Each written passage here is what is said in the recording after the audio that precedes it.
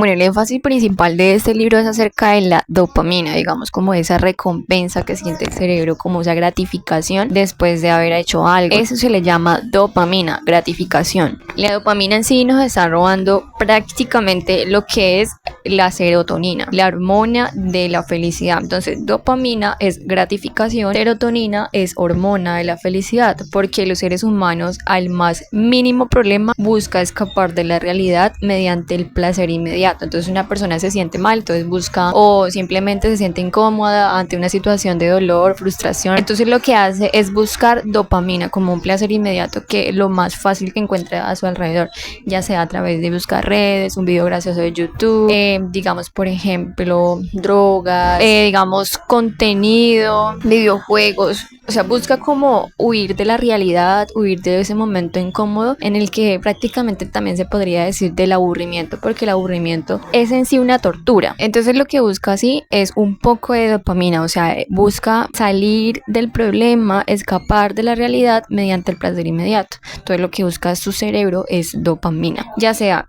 digamos por ejemplo, a través de compras. No, es que terminó con Julanito, entonces me voy a ir a comprar más ropa. Lo despidieron del trabajo, entonces me voy a fumar un cigarrillo. No, me acordé de cierta situación, entonces me voy a fumar otro cigarrillo. O no, que simplemente me siento como baja de ánimo, entonces me voy a ver redes sociales, voy a subir una foto. Y esto se hace cada vez se sienta peor, ¿sí? La persona después de haber hecho eso, listo, en su momento se sintió bien, como que calmó su ansiedad, pero cada vez se va sintiendo mucho peor, porque pues ahí llega como esa sensación de no haber hecho las cosas bien, sabiendo que por ejemplo el cigarrillo le va a dañar su salud, aparte pues en tema económico también va a afectar, que compró mucha ropa cuando puede que fue ropa innecesaria, o simplemente estuvo en un videojuego pudiendo haber aprovechado en otra cosa. La persona cada vez se siente peor. El consumo de drogas, alcohol y eso hace que la depresión en sí se agrave muchísimo más. Entonces lo que hacen las personas es querer sentirse bien, sentirse bien. Es como que estamos sobrecargados y el mundo así está. El mundo está prácticamente patas arriba, en el que las personas buscan la gratificación inmediata y a todo momento las personas se entretienen con todo: video de YouTube, Instagram, fotos, redes sociales. Dice, por eso el libro lo dice, cómo encontrar el equilibrio en la era del goce desenfrenado, en la era en la que buscas la dopamina, evitas la realidad y no quieres, o sea, evitas el dolor. Dice, sentirse bien, todo el dinero del mundo es empleado en sentirse bien. Entonces las personas, no, voy a maquillarme, entonces invierten mucho dinero en ese tipo de cosas. Suscripciones, Netflix, entonces no pasa nada con tal de invertir. Invierten mucho dinero en algo en lo que los haga sentirse bien. Cuando digamos, el propio acto de consumir se ha convertido en una droga, ¿sí? Las personas ya, como dicen, son adictas al teléfono, son adictas al trabajo, son adictas a videojuegos, son adictas a muchas cosas. Ya el solo hecho de querer consumir y consumir, ya eso se vuelve en una droga. ¿Y qué pasa? Estamos como tal en la era en la que todo es el teléfono. El internet promueve el consumo excesivo, entonces cada vez a ti no te basta con tener una colección, ya tienes que tener una colección más grande, cada vez tienes que subir de nivel, cada vez el internet dice que necesitas más de la cuenta, hay más tipos de droga, entonces las personas cada vez están como en el consumo excesivo y eso es lo que está promoviendo el internet. El internet se puede utilizar tanto para cosas buenas, pero también está repleto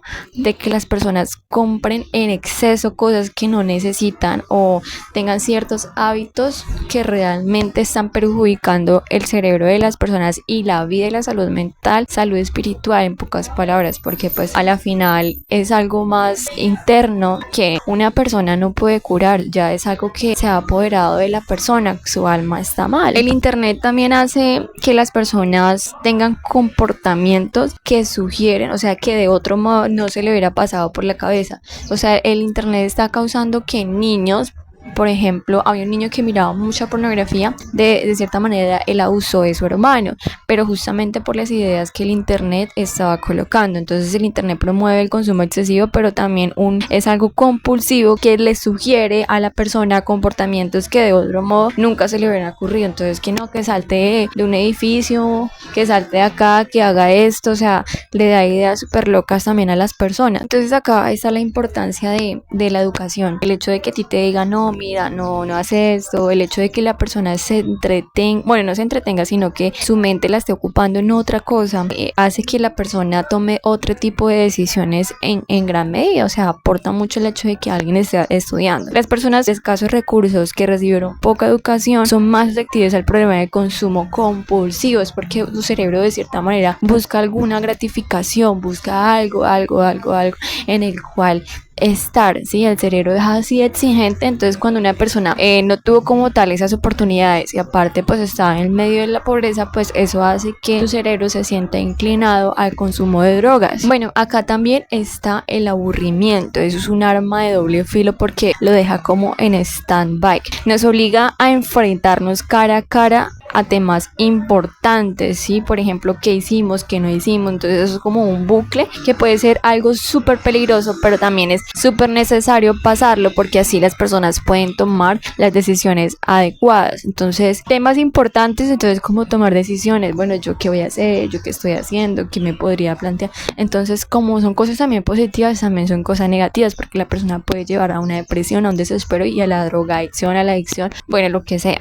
Pero el aburrimiento también es una oportunidad para el descubrimiento y la invención. Entonces la persona se descubre, bueno, me gustaría, o sea, le generan como cierta idea, su cerebro empieza como a querer trabajar a 1000 por hora, crea el espacio necesario para que se formen nuevos pensamientos, experimentando vivencias desde adentro. Hay personas que nunca se sientan a reflexionar acerca de lo que han hecho en su vida, los errores que han cometido de cierta manera, que digamos a través de la soledad es una tortura porque ahí estando solo con él mismo se da cuenta de quién es él, ¿sí? Entonces es como una tortura porque entonces su mente lo está dominando y pues sabemos también que la mente está dominada por otras, como decir, el diablo también está dominando como esos sentidos, como que te recuerda tu pasado. Entonces la persona se puede enloquecer, o sea, literalmente se puede enloquecer y como que no haya salida, pero también es un proceso necesario que no es fácil, obviamente es súper duro, y acá contaban las historias de muchas personas que pasaban por drogadicción y era un proceso súper largo, o sea, personas que no fue de la noche a la mañana. Lo mismo pasa con una ruptura amorosa, es algo que no se pasa,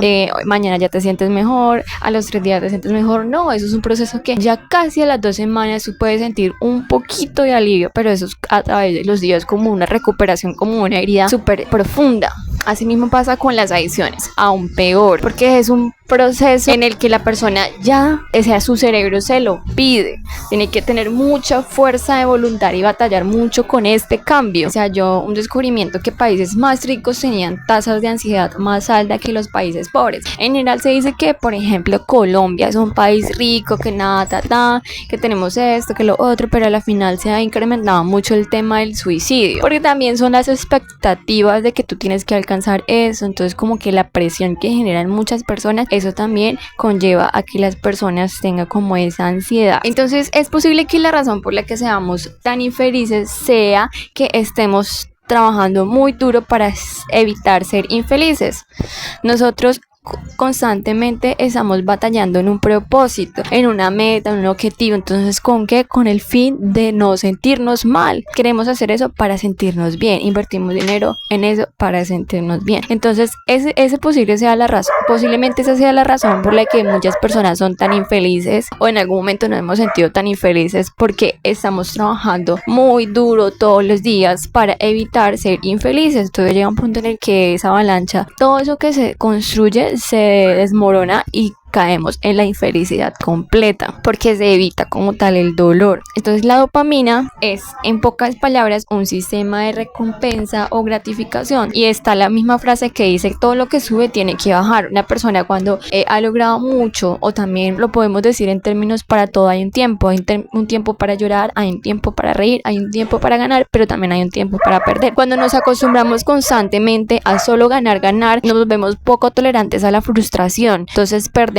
y nos da muy duro porque no estamos acostumbrados. También tenemos que tener claro y presente en nuestro cerebro que para todo hay un tiempo. Aquí se encuentra como una avalancha, como un columpio en el que está en el placer, están los videojuegos, las compras, redes sociales, y también está la otra avalancha que se encuentra el dolor. La siguiente frase: con la exposición repetida al mismo similar estímulo de placer, la presión inicial sobre el lado del placer se vuelve más débil y más breve, y la respuesta posterior en el lado del dolor se vuelve más fuerte, que aparece la neuroadaptación, en pocas palabras, tolerancia. Por eso necesitamos más cantidad de nuestra droga preferida para obtener el mismo efecto. Quiere decir que la persona entre más expuesta esté a esa droga, a esa dopamina, pues cada vez es más débil. Por eso mismo las personas que son drogadictas necesitan una droga más fuerte. Las personas que compran una prenda necesitan comprarse 10. Las personas que juegan videojuegos una hora necesitan estar todo el día ahí. Las personas que ven Netflix necesitan verse unas 100 series más, porque cada vez se vuelve más tolerante, que se le llama también la neuroadaptación. Entonces ya se vuelve esa dopamina muy débil, entonces necesita una dosis más grande. Y también nos dice que la respuesta posterior en el lado del dolor se vuelve más fuerte, entonces cada vez la persona se siente mucho peor, el problema es mucho más grande. Entonces entre más consume drogas, más fuerte, más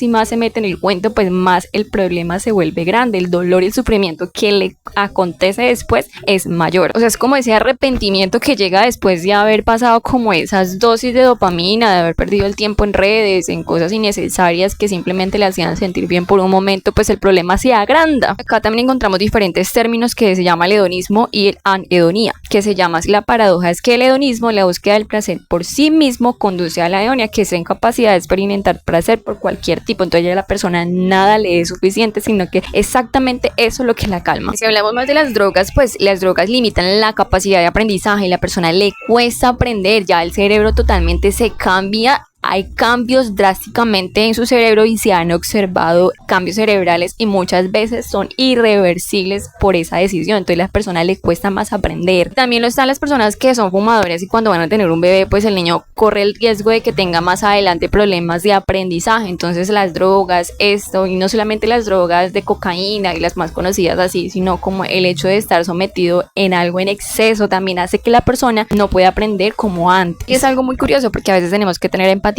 que lo que es placentero para una persona puede no serlo para otra. Una persona pues, se puede ser aficionada a un videojuego, como otra puede ser aficionada a compras compulsivas. Entonces no es lo mismo para un cerebro ni para el otro. Lo interesante de este libro es que hablaba de muchísimos temas y también acá tú te puedes dar cuenta que la diabetes estaba también alimentada por el sedentarismo. Entonces una persona que no hace ejercicio pues iba desarrollando ese diabetes, que digamos te pueden cortar una pierna, que toda la glucosa. Es una enfermedad bastante grave en la que no te sanan las heridas. Es como la amiga del cáncer. También hay una frase que me recuerda mucho que dice: todo comportamiento es racional si lo vemos desde el punto de vista de quien actúa. Entonces todo comportamiento, incluso aparentemente que es irracional, tiene sus raíces en alguna lógica personal. Entonces ¿por qué esa persona hace lo que hace, que la llevó a esa drogadicción? Entonces cuando escuchamos la historia de esa persona, como que cada quien tiene sus motivos, entonces como que le parece razonable el por qué. Ven, ¿tú por qué haces eso? No, es que lo que pasa es que tengo problemas con mi hija, es que extraño esto, es que me siento frustrada. Entonces como que parece ser más racional si escuchamos a la persona el por qué hace eso. Oye, ¿por qué compras tanta ropa? No, porque es que yo tuve, digamos, una infancia que hice eso. Entonces como que todo comportamiento, incluso el aparentemente que uno dice, venga, pero es irracional que esa persona se ponga a comprar irracionalmente o empiece a jugar videojuegos. Si escuchamos la historia de esa persona, no, es que los padres de él fueron muy ausentes, entonces suplía su dolor,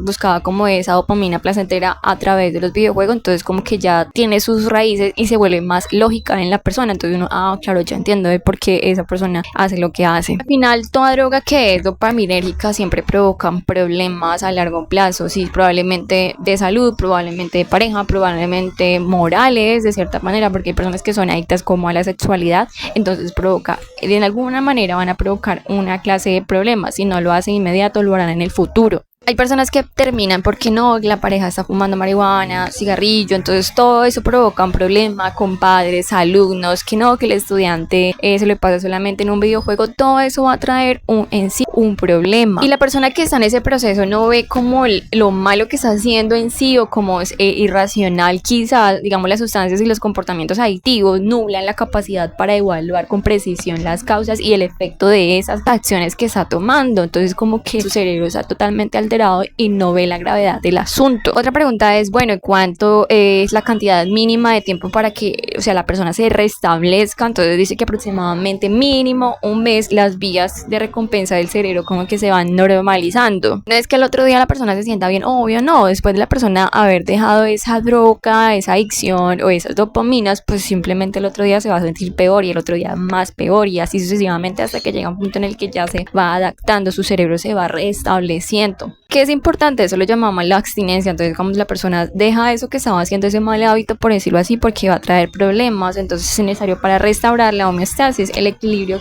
que se vuelva a restablecer el cerebro originalmente. Va a ser muy evidente cuando las personas mejoran, se va a reflejar en su aspecto, en su actitud. Se nota cuando una persona cambia drásticamente, cuando está mejorando, se nota muchísimo. La frase decía que una forma de no atarnos a nosotros mismos es una forma de ser libre, es decir, definirse es limitarse. Cuando tú dices, no, yo solamente me encasillo en que tengo que hacer esto, esta profesión, entonces simplemente tú te estás limitando, entonces no estás siendo libre. Tú tienes que desajustarte de ti mismo y poder expandirte. Así como el dolor es el precio que pagamos por el placer, también el placer es nuestra recompensa por el dolor. Los dos nunca se encuentran juntos en una misma persona, y sin embargo, si buscas uno, lo obtienes el otro, siempre encontrará también el otro. Es decir, que no te puedes sentir bien, de cierta manera tú te sientes bien, pero a raíz de eso tienes que sentirte mal. Por ejemplo, cuando tú buscas una mejora continua, en que el hecho de que tú estás en un gimnasio, obviamente tiene que haber dolor para poder sentirte luego bien. Que tú estás leyendo algo, tiene que haber como el dolor de la disciplina. El dolor es el precio que pagamos por el hecho de querer siempre tener dopamina, sentirnos bien, y por ende también es lo contrario. También nos habla acerca del ejercicio. El ejercicio promueve la salud y su ausencia, especialmente si está combinado con una alimentación sedentaria, digamos crónica. La persona come en exceso y no hacen ejercicio, es decir, comer demasiado durante todo el día, es fatal. La ventaja del ejercicio es que incrementan el cerebro los neurotransmisores que se están implicados en el mantenimiento de un estado de ánimo positivo. Entonces las personas ya no tendrán que drogarse si hacen ejercicio, digamos, como tal, es una dopamina positiva. Tú has visto en algún momento en internet que dice, ven, cambia esas dopaminas baratas por dopaminas de verdad. Entonces esas son dopaminas de verdad, son naturales y no te van a hacer daño, al contrario, va a mejorar tu estado de ánimo y así mismo vas a tener más neurotransmisores, digamos, a nivel cerebral, excelente. La otra clase de dopamina lo único que hace es dañarte tus neuronas, aparte de tener problemas de aprendizaje.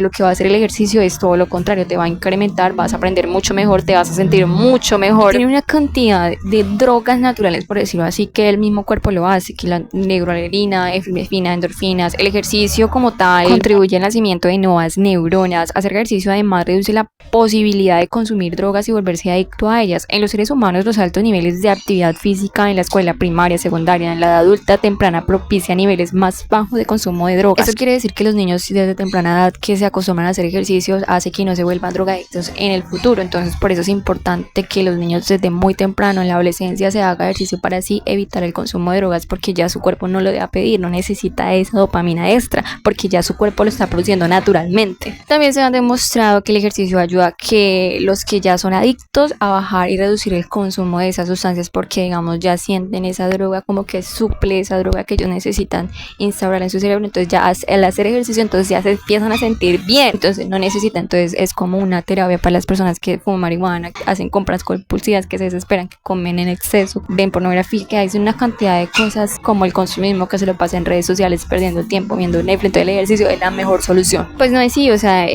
pocas palabras, digamos, en mi concepto no diría que solamente el ejercicio es como que la salida, no, porque digamos ya sería algo más que tú buscaras como más una ayuda espiritual. Que los efectos adversos de nuestro estilo de vida sedentario son devastadores, o sea, son los daños inimaginables lo que hace en el cuerpo cuando una persona es sedentaria, que son la causa número 1 de enfermedades como cardiopatía, diabetes, cáncer, es el sedentarismo. Clave para el bienestar es levantarnos del sofá. En eso consiste en mover nuestros cuerpos reales, no los virtuales. Muchas personas se esmeran en un videojuego, en sacar adelante ese personaje, en hacer la mejor versión de sí mismo, pero se les olvida su personaje real. Eso le pasa mucho a algunas personas que tienen como esa adicción a los videojuegos. Entonces como que se les olvida que a la persona que tienen que convertir en su mejor versión es a la persona real, no a la virtual. Bueno, caminar por el barrio durante 30 minutos al día puede marcar la diferencia total en las personas, al menos caminar. Y también nos decía en el otro libro que el hecho de ir todos los días al gimnasio aún así no era suficiente, que las personas seguían siendo sedentarias. Imagínate solo el hecho de las personas que no hacen ninguna actividad física, pues doblemente sedentaria, y personas que se esmeran por hacer unas cuantas veces en el gimnasio, y hay personas que van todos los días y aún así el cuerpo necesita más. Pero inicias, digamos, caminando durante 30 minutos al día, es como lo que dicen al menos mínimo, pero aún así no sigue siendo suficiente. La evidencia es indiscutible. El ejercicio tiene los efectos positivos más profundos y sostenibles sobre el estado de ánimo, reduce la ansiedad, digamos, aumenta el tema de la cognición, es excelente, la energía energía, el sueño, todo mejora a través del ejercicio. Bueno, ya si hablamos del tema del dolor, nos hablaba Hipócrates, quien escribió en sus aforismos que decía: de dos dolores que ocurren juntos, aunque no es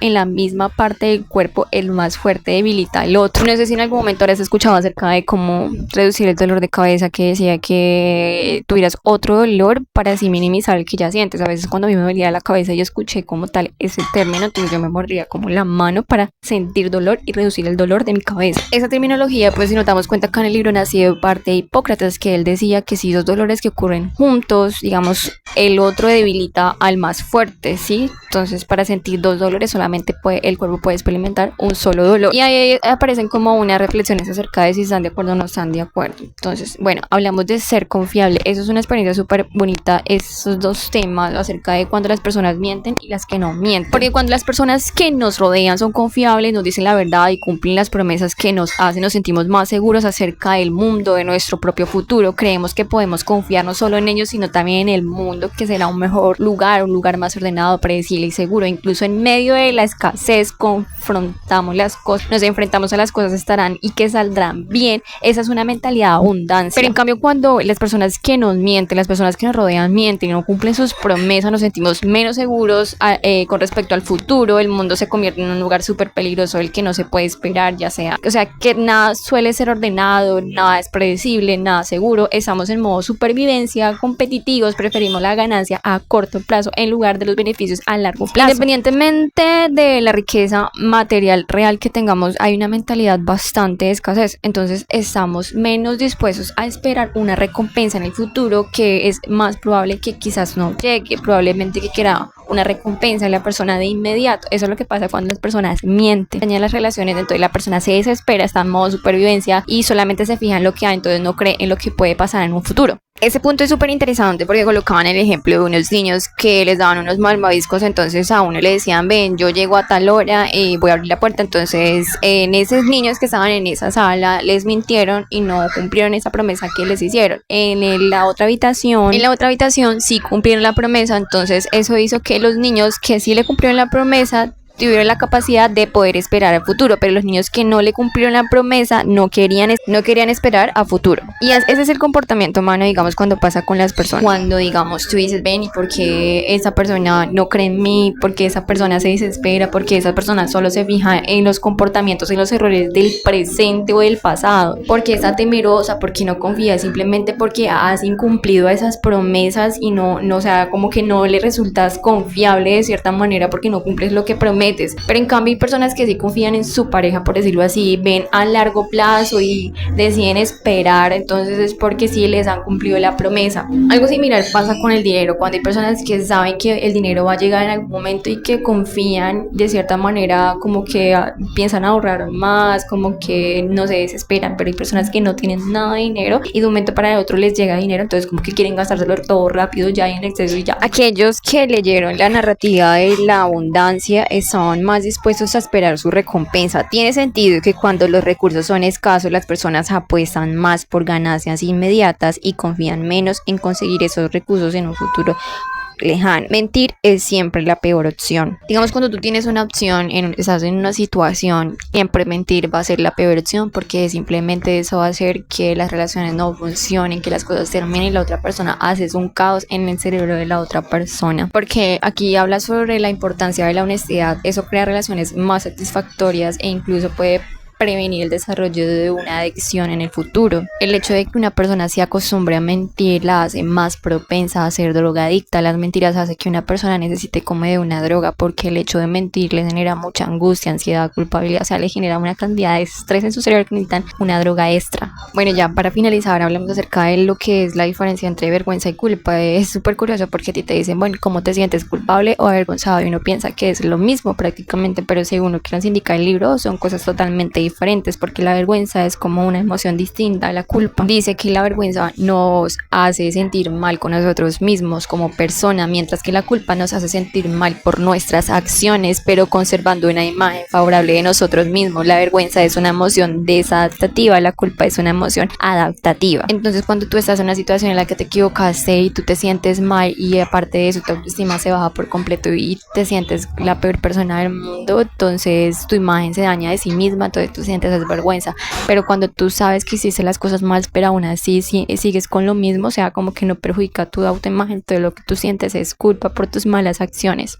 Y listo, entonces lecciones de equilibrio. 1. La búsqueda innecesaria de placer y la evitación de dolor lo único que va a hacer es conducir al dolor. Entonces hay que enfrentarse a las dos y no buscar siempre como una alternativa más fácil, porque eso lo único que va a hacer es aplazar ese dolor. Es como cuando tú tienes un dolor de cabeza y la cabeza te duele, que tú mandas a callar tu dolor con una pasta. Pues en el próximo dolor de cabeza es que sea más fuerte, así como el cuerpo, digamos, el cuerpo habla lo que la mente calla. El cuerpo te envía una enfermedad, una dolencia y digamos tú no le prestas atención, ella te envía otra peor. Entonces como que cuando tú te sientes mal, aburrido o algo, es para que tú revises cómo estás interiormente, espiritualmente, cómo es tu relación con Dios, qué es lo que está pasando contigo, qué necesitas llenar, como esos vacíos, qué te falta, qué le falta a tu alma. Entonces como para que revises, porque si tú te escapas de la realidad, evitas el dolor, lo único que haces es que sea aún mucho mayor y busques aún más drogas y más y termines en la depresión y en el tema del suicidio por completo. La recuperación comienza con la abstinencia. Entonces muchas veces el hecho de que cuando te vas, cuando estás sin eso que tanto te hace daño, ya sea una relación, entonces ya empezaste a recuperarte. El hecho de que